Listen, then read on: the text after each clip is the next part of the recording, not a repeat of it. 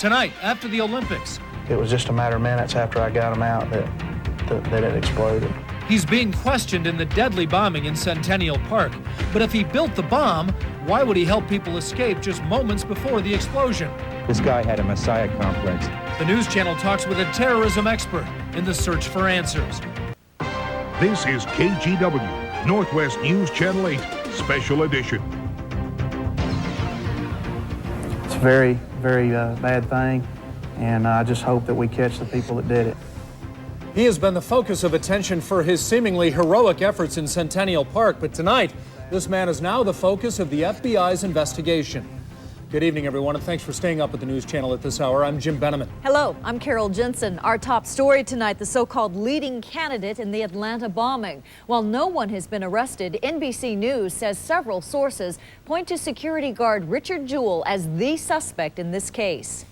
You categorically say that you did not do this? I did not do it. Richard Jewell, back home tonight, is now reportedly a suspect in the bombing instead of a hero. Right after the bomb exploded in Centennial Park, Jewell was credited with saving lives. The private security guard was the first one to notice this knapsack at the base of the park's sound tower. He told police to clear the area. I was in the right place at the right time and used my training in the way I was taught. Richard, can I speak to you a second? My name's Don Johnson. I'm with the FBI. Investigators now say Jewell is the focus of their investigation, a possible suspect. Since Saturday, the FBI has questioned him 5 times. They're very thorough. They will do whatever it takes to catch who did it, and I will assist them in any way I can. FBI agents now study videotapes of the sound tower and the payphone where someone called in the bomb threat. And agents are listening to audio tapes at the 911 center to see whether Jewell's voice is a match. His lawyer says everyone is, quote, barking up the wrong tree. I spoke with Agent Don Johnson of the FBI, who said that Richard Jewell was not a suspect, was not a subject, was not a target. At one point, Jewell signed the steps of the sound tower that he had once protected.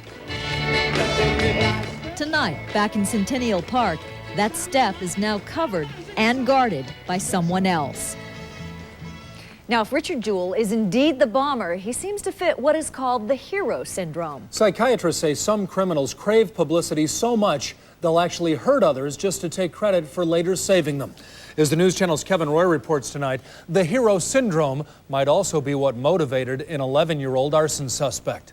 With us now is Richard Jewell, the security. The day started with Katie Couric hailing Richard Jewell a savior. But by the end of the day, Jewell was a possible suspect.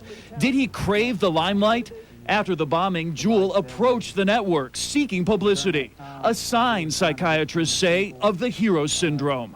Portland State terrorism expert Gary Pearlstein says it's also called the messiah complex. A person who wants to be godlike. It's again that power thing. They want to feel superior to all others. Today's strange twist of events down in Atlanta brings back fresh memories of another tragedy right here in Aloha. Remember this scene? Back in June, fire killed 8 people here at the Oakwood Park's apartments. And remember the suspect, an 11-year-old boy who was also first hailed as a hero. Well, it's my rats. Ray DeFord said his rats woke him up just in time to save his family.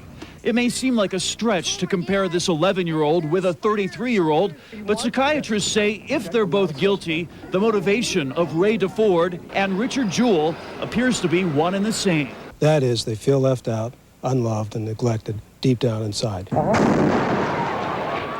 From Atlanta to Aloha, the terror that grips the nation may be the work of once and fallen heroes. Kevin Roy, KGW, Northwest News Channel 8. Centennial Park in Atlanta is once again a very busy place tonight, just as it was when that bomb went off 4 nights ago.